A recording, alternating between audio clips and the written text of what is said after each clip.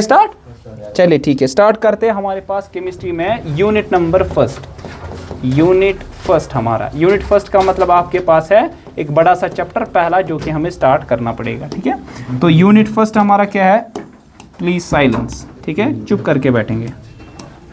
पहला जो हमारे पास यहाँ पे यूनिट है जिसका नाम है लिक्विड सोल्यूशन, लिक्विड सोल्यूशन। दरअसल चैप्टर का नाम है सोल्यूशन, पर्टिकुलरली हमें पढ़ने हैं लिक्विड सॉल्यूशंस के बारे में।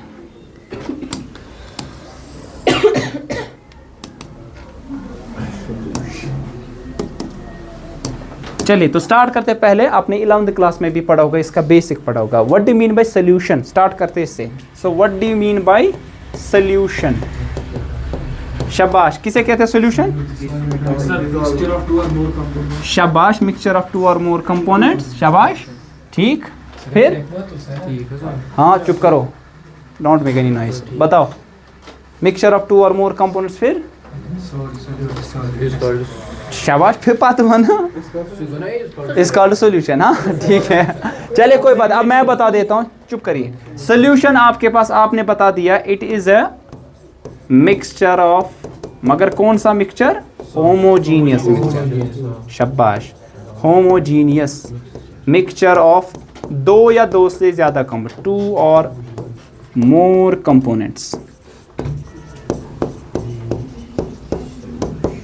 आपने बचपन में पढ़ा होगा होमोजीनियस मिक्सचर उस मिक्सचर को कहते हैं in which the composition remains the same. Suppose अगर मैं NaCl को पानी में मिला दूं, ध्यान रख लीजिए, NaCl को पानी में मिला दूं, वहां पे क्या होगा आपके पास, डिसॉल्व करने के बाद जब आप स्टायरिंग करोगे, चम्मच से मिलो या स्टायरिंग रॉड से मिला दोगे, अगर आप क्या लोगे, स्पून से टेस्ट करोगे उस नमकीले पानी में ब्राइन वाटर को, ऊपर से, बीच में, कोने से, नीचे से, टेस्ट सेम होगा कि डिफरेंट होगा? सेम होगा। अगर चाय चवन नुन चाय गरे, नुन चाय का जो टेस्ट हर किसी का नमक का टेस्ट सेम आता है कि डिफरेंट आता है? Same. The reason behind that it is NaCl is uniformly distributed over the solution. Such solution is called, such mixture is called homogeneous. ठीक है, अब यहाँ पे कितने कंपाउंड्स हमारे पास है? 2 या 2 से ज्यादा, ठीक है। हम समझेंगे 2 या 2 से ज्यादा भी अगर होगे उनको क्या कहते हैं। लेकिन ये जितने भी आपके पास कंपोनेंट्स है, they are chemically non reactive, मतलब एक नया सबस्टेंस नहीं बनेगा, आप फिजिकल मीन से इनको सेपरेट कर सकते हो। सपोज नुना आप छो बग्रैक ना हो,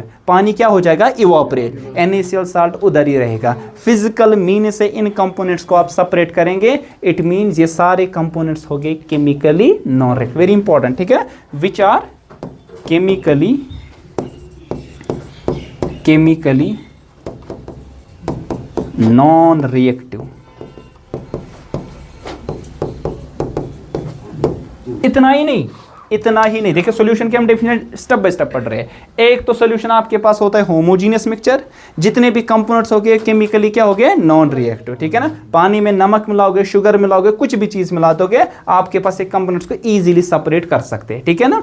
अच्छा, दूसरी बात ये कि ये जो जितने भी कंपोनेंट्स आपके पास मिला दिए, सपोज NaCl 10 ग्राम मिला दिया मैंने, किसमें? पानी के 100 ml में, 10 ग्राम सपोज 15 मिलाए, 20 मिलाए, एक स्टेज ऐसा आएगा, आपने नोटिस भी किया होगा, अब ये नमक डिसॉल्व नहीं हो रहा है, अब नीचे रह रहा है, आप डिसॉल्व कराने की कोशिश कर रहे हो, लेकिन डिसॉल्व छुना अम पतन गसान की गर तो खंड छल लेम त्रेश लेम आब तथ त्रो खंड मिलान पे क्या खंड रोजान बन कर सह तम पे डिसॉल्व गसान की। Reason behind that is maximum amount of solute, जितना डिसॉल्व होना था वो हो गया, अब इसके बाद ये डिसॉल्व नहीं होगा। आपने बचपन में पढ़ा है, उस सोल्यूशन को कहते हैं सैचुरेटेड सोल्यूशन। शुनापुर में 9th क्लास की डेफिनेशन है। तो आपके पास ये जितने भी कंपोनेंट्स है ना, इन सब की कंसंट्रेशन को हम वेरी कर सकते हैं, लेकिन विद इन सर्टेन लिमिट। वो सर्टेन लिमिट मैंने बता दिया, जब तक कि कौन सा सोल्यूशन बनेगा? Saturated solution, which are chemically non reactive and whose composition can be varied within certain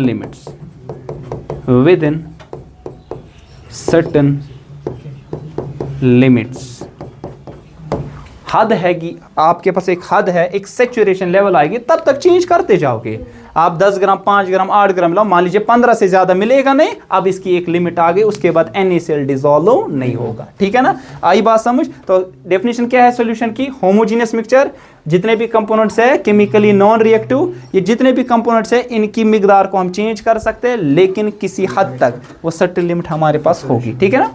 अब बचपन में आपने पढ़ा है सर, जो आपके पास सॉल्यूशन होगा जिसमें 2 ही कंपोनेंट्स हो गए, ओनली 2 कंपोनेंट्स, उसको क्या कहते हैं?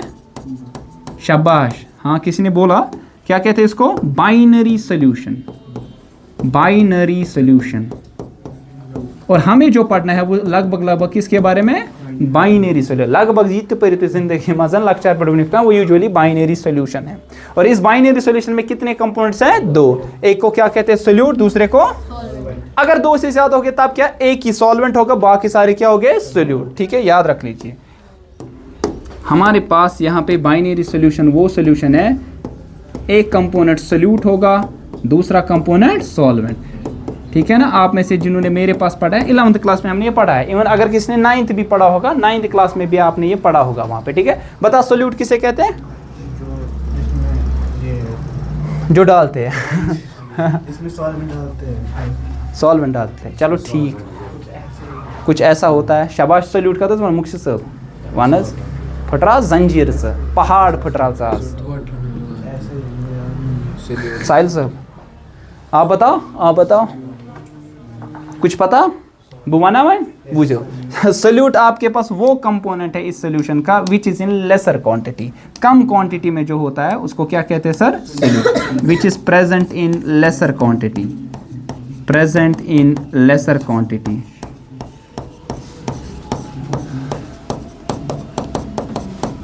ठीक है। सॉल्वेंट वो कंपोनेंट है जो कि प्रेजेंट होगा in larger quantity, present in larger quantity. जो ज्यादा क्वांटिटी में होगा उसको सॉल्वेंट कहते हैं, जो कम क्वांटिटी में होगा उसको क्या कहते हैं? सोल्यूट। ठीक है ना।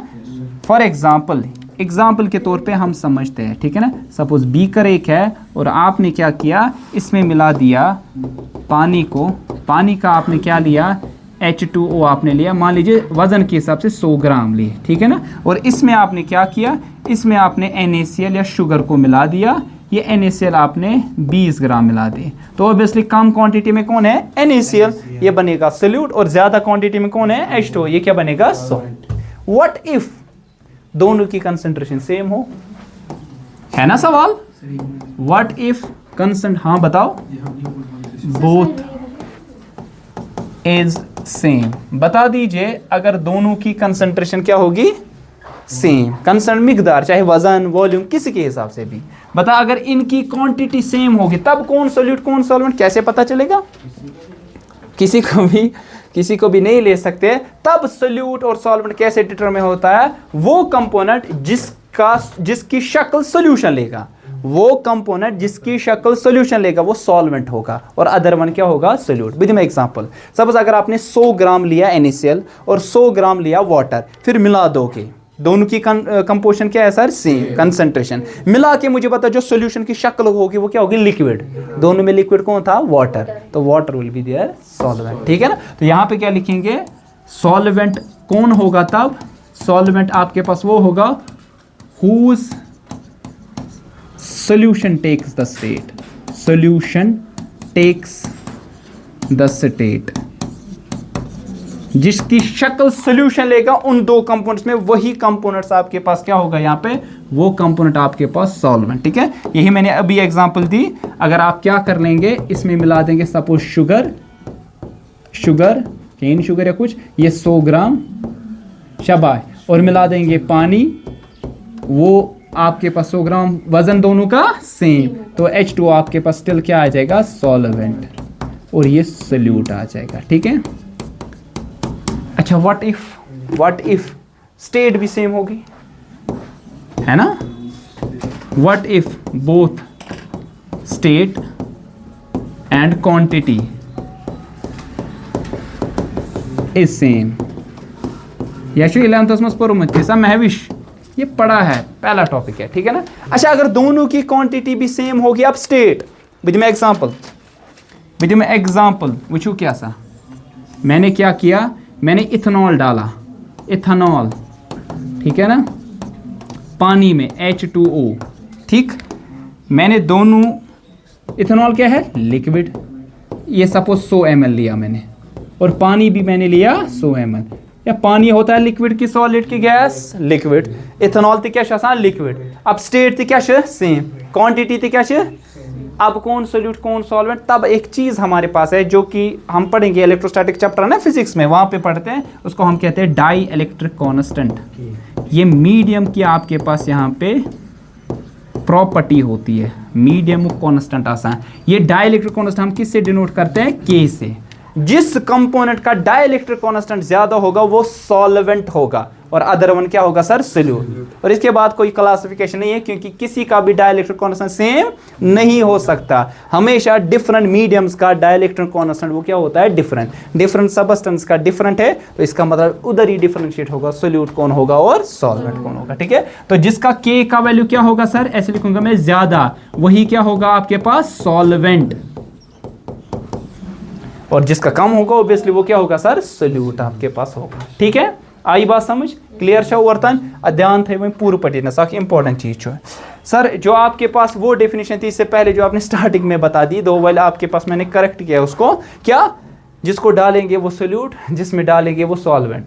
ये माँ है क्यों डिफरेंस, सोल्यूट त्रो सॉल्वेंटस में या सॉल्वेंट को डालो सोल्यूट में, लेकिन डेफिनेशन डिफरेंशिएट ऐसे होगा, क्वांटिटी के हिसाब से यूजुअली ऐसे ही होता है डिफरेंशिएट। फिर अगर क्वांटिटी सेम होगी तो स्टेट, अगर स्टेट सेम भी होगी क्वांटिटी, तब डाइलेक्ट्रिक कांस्टेंट की तरफ जाएंगे। यूजुअली 90% केसेस में तो ये क्वांटिटी के बेसिस ही हमारे पास होता है।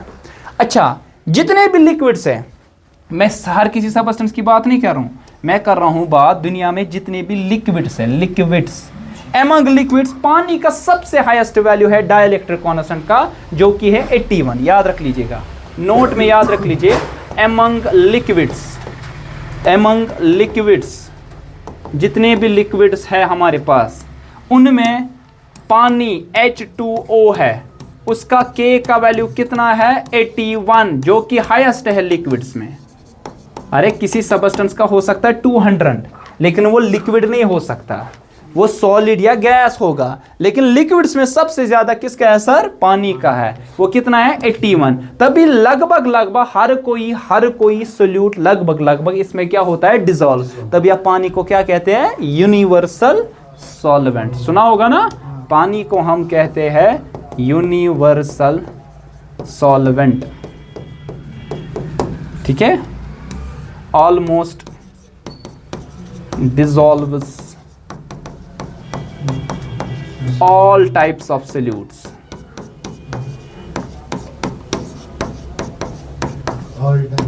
सोल्यूट लगभग सेरी नहीं किया, लगभग, ठीक है ना। जिस तरह HCl गैस डिजोल्व होगा, CO2 गैस डिजोल्व होगा, NaCl डिजोल्व होगा, शुगर डिजोल्व होगा, लेकिन एंथ्रासीन ये डिजोल्व नहीं होगा। मैंने नहीं बताया हर कोई डिजोल्व होगा, मैंने बताया ऑलमोस्ट लगभग सारे। तभी जब भी पानी दिखे, टेक दैट एज सॉल्वेंट, चाहे वो प्रेजेंट हो या ना हो। अगर सॉल्वेंट जिक्र करित कीन, सॉल्वेंट का जिक्र नहीं करके टेक वाटर एज सॉल्वेंट।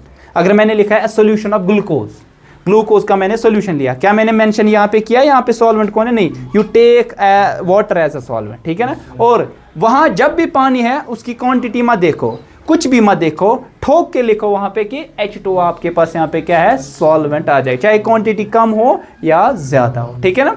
अब ध्यान रख लीजिए कि इंपॉर्टेंट चीज जितनी भी आपके पास है, मैंने बता दिया ये यूनिवर्सल सॉल्वेंट है। आपने 11th क्लास में पढ़ा है ना इक्विलिब्रियम, है ना, वहां पे आपने याद ये भी पढ़ा है ना, बॉन्डिंग पढ़ी है, केमिकल बॉन्डिंग, वहां पे पढ़ा होगा dipole movement, polar molecule and non pole. तभी आपको मालूम होगा H2O जो है ये क्या है, पोलर। अगर सॉल्वेंट है तो ये क्या कहेंगे इसको, पोलर सॉल्वेंट। तभी तो कहते हैं लाइक डिसॉल्व्स लाइक डिसॉल्व्स, हर किसी ताले की अपनी अपनी चाबी होती है, ठीक है ना। पोलर सोल्यूट पोलर सॉल्वेंट में होगा, HCl gas, NaCl solid, sugar, ठीक है ना। या इसी तरह आपके पास है MgCl2, ठीक है ना, KCl एटसेट्रा। ये सारे जितने भी है ना, ये सारे पोलर सोल्यूट्स है, पोलर सोल्यूट्स है। अगर इनको मैं पानी में डाल दूं, पानी कौन सा है? Polar solvent. तो उन्हीं जैसा है, इंटरेक्शन उसी टाइप की है। सपोज अगर आपके पास इंटरेक्शन घर में कैसी है, अगर किसी रिश्तेदार के यहाँ जाओगे तो अगर उसकी इंटरेक्शन आपके घर वालों जैसी है तो आप रहोगे 1 2 3 4 दिन तक। अगर तो ये बात नहीं कि आपके पल्ले नहीं पड़ा तो विद इन 2 मिनट्स आप जाओगे, आज क्या को लिया। इसी तरह आपके पास, मैंने यहाँ शुगर भी लिखा था ना, मैंने काट दिया। पता है क्यों? क्योंकि शुगर आपके पास नॉन पोलर है। क्या है? लेकिन पानी में डिसॉल्व होता है, ठीक है ना। ये यूजुअली आप जनरल ट्रेंड लेते हैं, लाइक डिसॉल्व्स लाइक, लेकिन शुगर तो डिसॉल्व होता है पानी में। आप उसको पोलर नहीं लिख सकते, एक्चुअली वो क्या है सर? नॉन पोलर, ठीक है। अच्छा, कुछ नॉन पोलर सॉल्वेंट्स भी है, नॉन पोलर सॉल्वेंट्स जरा बता दो, पढ़े होगे ना। Carbon tetrachloride CCl4, benzene, टॉलिन, etcetera etcetera. Organic solvents usually होते हैं हमारे पास कौन से? यूजुअली, मैं उन सहरी छे यूजुअली मेजॉरिटी आपके पास क्या होते हैं? Organic solvents, these are non polar in nature, ठीक है। आई बात समझ? एक क्लियर चा? आई होप कि आपको सोल्यूशन की डेफिनेशन अब समझ में आ गई होगी, ठीक है। तो फिक्र सोल्यूशन क्या गो, ठीक है। फिर ये मैं अभी 11th का ही पढ़ा रहा हूँ, ठीक। इसमें भी आपको ज़रूरत है, तभी आपके पास ये ज़रूरी पढ़ना था। चलिए, सोल्यूशन तो हमें आ गया समझ, सोल्यूशन किसे कहते हैं, ठीक है। इसमें सोल्यूट भी समझ में आ गया, सॉल्वेंट भी समझ में आ गया। लेकिन उसके बाद आपने पढ़ा होगा क्लास 11th में हम कैसे इसकी कंसंट्रेशन को निकालते हैं, ठीक है ना। तो यहाँ पे हम कैसे expressing concentration of a solution, मैं शॉर्ट में लिखूंगा ऐसे, concentration of a solution. Solution की कंसंट्रेशन हम कैसे निकालते हैं? मिकदार अथमस्कूता सोल्यूट गिवन सॉल्वेंट में, चाहे किसी भी तरीके से, ठीक है। आपने तो पढ़ा है डिफरेंट वेज, पढ़े हैं ना। जरा बता दो, उसके लिए आपने क्या किया होगा? कंसंट्रेशन निकालने के लिए क्लास 11th में पढ़ा होगा आपने क्या? जरा बताओ। कंसंट्रेशन टर्म्स पढ़ी है ना, कंसंट्रेशन टर्म्स पढ़ी है आपने। और वो जो कंसंट्रेशन टर्म्स आपके पास है, कुछ आपको याद होगी। पहली क्या पढ़ी? बताओ, शाबाश ताबिद साहब, कौन सा जिगर? शाबाश। एक तो पहली सिंपल वाली परसेंटेज, चाहे वो वेट बाय वेट है ना, या वॉल्यूम बाय वॉल्यूम एटसेट्रा, या वेट बाय वॉल्यूम आपके पास होगा, ठीक है। दूसरा जो इंपॉर्टेंट पढ़ी है, जो इसने बता दिया, मोलैरिटी। शाबाश, मोलैरिटी, ठीक है। इसी तरह हिंदी में लिखना मोलैलिटी, मोलैलिटी, शाबाश। और क्या आपके पास है? शाबाश। ओह, मगर ईशा ये क्या गो? ये सुबह देखेंगे ना, ठीक है। नो मोल फ्रैक्शन, इस तरह नॉर्मेलिटी अभी पढ़ेंगे। रेशियो, शाबाश। हम पता बे क्या जबरदस्त ppm पार्ट्स पर मिलियन, एवन ब्याक अख चीज ppb parts per billion. These are the different concentration terms. अम पे बे कहें, ठीक है। यम चीज आसो तुम पोर्म, अम पे गो पट्टार, ठीक है। ये तो पढ़े, जस्ट इनको मैं थोड़ा रिकैप्चुलेट करवाऊंगा, ठीक है। ओवरव्यू, इनकी फॉर्मूल्स आपको पता होने। 11th में पढ़ी है ना, या पुरमुचा स्टिल इस पे हमें प्रॉब्लम्स करनी पड़ेगी, आने वाले वक्त में करेंगे, मगर वहीं क्या संक्षिप्त थोड़ा रिवाइज करें, ठीक है। कोई बता सकता है आप में से? पहला तो आपको पता है वेट बाय वेट परसेंटेज, उसको क्या करना है? Weight part of the weight by 100% of the weight क्या है? अच्छा, क्या तां वुन अचन प्रॉब्लम तेल छना कथि ब्रोह कुन क्या है? हां, तेल से वन ये अन्य सर्टिफिकेट है ना, सनद छो तो वन ये नहीं। चलिए, पहला आपके पास क्या है? Weight by weight percentage. कैसे निकालते हैं weight by weight percentage? It is the weight of solute, weight of solute. Solute का वेट कितना होगा? डिवाइडेड बाय वेट का मतलब फिजिक्स में और केमिस्ट्री में वेट की डिफरेंट आपके पास डेफिनेशंस है। फिजिक्स में वेट आपके पास फोर्स होता है, mass is the quantity of matter. लेकिन in case of chemistry weight और मास लगभग क्या लेते हैं हम? सेम, क्योंकि हम यहाँ फोर्सेस का जिक्र नहीं करते। अगर मैंने वेट लिखा या मास लिखा, one of the same thing, ठीक है ना। वेट ऑफ सोल्यूशन, सोल्यूशन में सोल्यूट प्लस सॉल्वेंट इनटू 100, ये तो आपने किया होगा, ये तो आसान है। दूसरा इसी तरह क्या है? वॉल्यूम बाय वॉल्यूम परसेंटेज, सीधा सीधा वो भी ऐसी है, वो क्या आएगा, volume of solute, volume of solution into 100, ठीक है। नहीं क्या है तो ये मस हजरत volume of solution bye volume of solute bye volume of solution into 100। तो ये तो आसान चीजें थी। इवन वेट बाय वॉल्यूम आप निकाल सकते हैं, weight of solute divide by weight of solvent, उसको क्या कहते हैं, स्ट्रेंथ, पढ़ा होगा ना, स्ट्रेंथ, स्ट्रेंथ पढ़ी है ना आपने, वेट ऑफ सोल्यूट, ये परसेंटेज में नहीं देखते, divide by volume of solvent, solution नहीं सॉल्वेंट, ठीक है। इसका यूनिट कुछ आएगा नहीं, यूनिटलेस, इसका कुछ यूनिट आएगा नहीं, यूनिटलेस, हेरिबोन छेन है, मगर इसका कुछ यूनिट आएगा स्ट्रेंथ का, क्या है, ग्राम पर ml, या क्या लिख सकते हैं, kg पर लीटर, लिखस किया, ये वो SI यूनिट और ये आपके पास CGS यूनिट आएगा। अब इंपॉर्टेंट चीज है मोलैरिटी,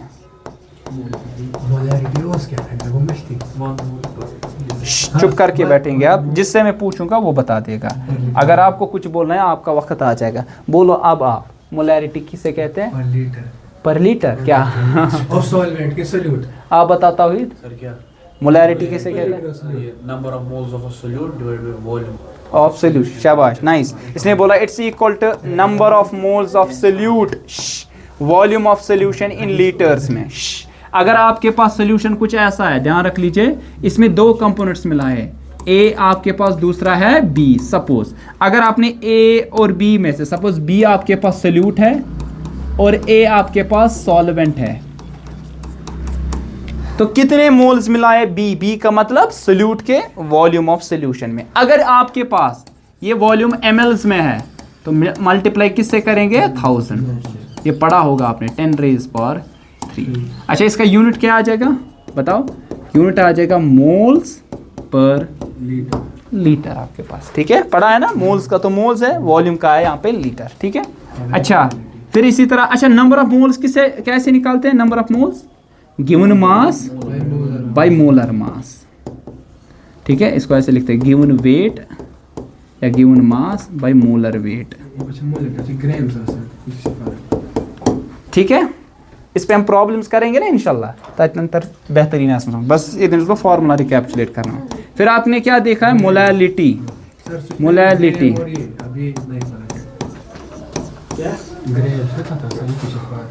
मोलैलिटी किसे कहते हैं, it is the number of moles of solute, है ना, पर kg of solvent, weight of solvent, A का मतलब ये होना चाहिए केजी में, अगर ये ग्राम्स में होगा ना तो मल्टीप्लाई करेंगे 1000 से, अगर ग्राम्स में तो मल्टीप्लाई करेंगे 10⁻।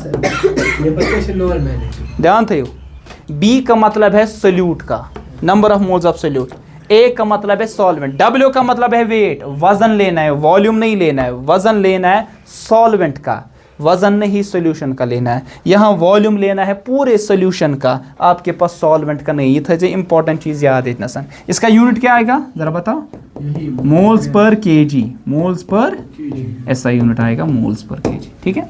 फिर नॉर्मेलिटी बताओ, नॉर्मेलिटी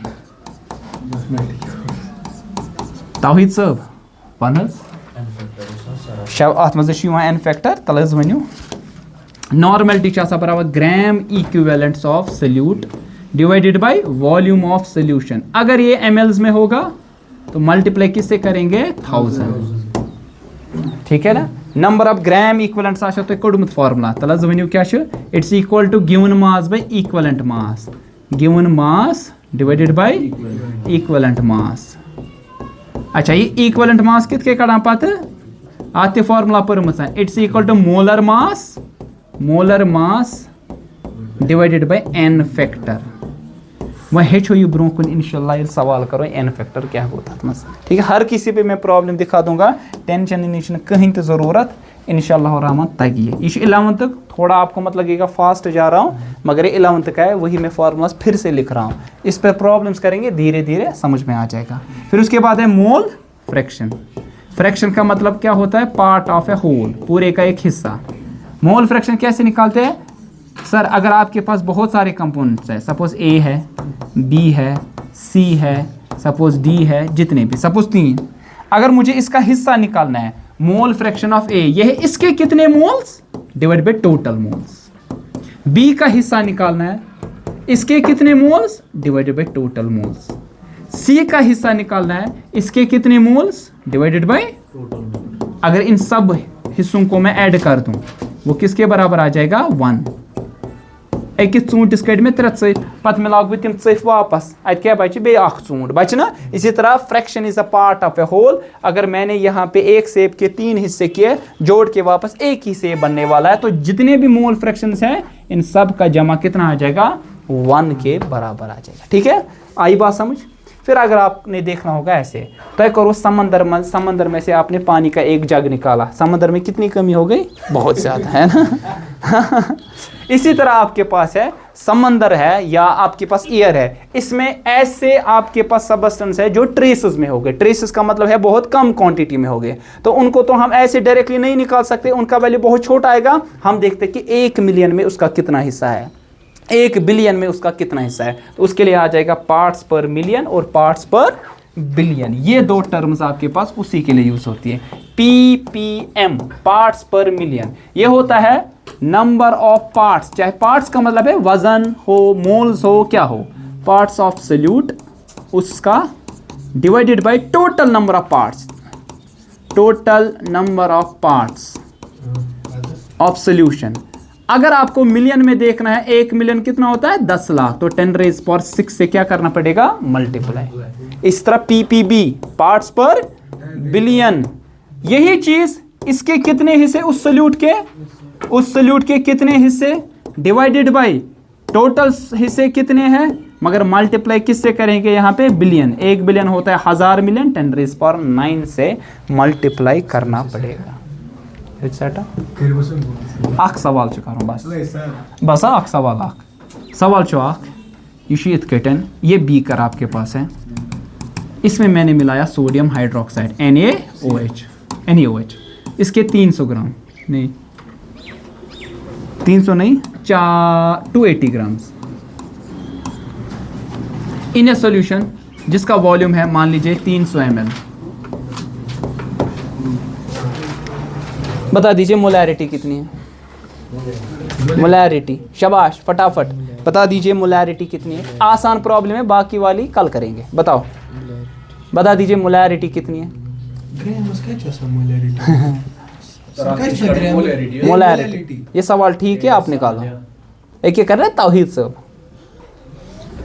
शाबाश, क्या निकला, ध्यान था 12th मतलब उससे हमेशा 12th, ठीक है 12th निकलेगा सर, हाँ काटू कुछ है तलस तुई करो तकलीफ दियो सर, अच्छा ना करना वनी फॉर्म ना वुचो सर। अरे ध्यान रखो, मोलैरिटी का थस बराबर sir number of moles of solute, volume अगर ml में है मल्टीप्लाई किसे करेंगे 1000, वॉल्यूम ml में गिवन है 1000 से हमें क्या निकालना पहले, number of mole. Number of moles किसके बराबर होता है, given mass by molar mass, given mass by molar mass. 280 को डिवाइड करना है उसकी गिवन मास कितना है 280, molar mass sodium hydro NaOH, sodium का कितना है 23, ऑक्सीजन का 16, हाइड्रोजन का 1, ये आएगा 40 आएगा ना, तो 40 से करेंगे है ना, 0 और 0 कैंसिल, 4 7 आर 20 कस मोल्स द्राय 7, देयरफॉर मोलैरिटी किसके बराबर आएगी, number of moles 7, volume 300 multiply by 1000 है ना सर, 0 क्या गसन cancel, 10 7 are 7, 70 by 3, 3 2 are 6, 3 3 are 9, 3 3 are 9, 3 3 are 9 moles per litre. ठीक है, ये आसान है 70 by 3। ठीक, ये हम कल करेंगे प्रॉब्लम, जिस पे 10-15 प्रॉब्लम, जिससे आपको हर किसी कंसंट्रेशन में आप अच्छे खासे लेवल के बनोगे।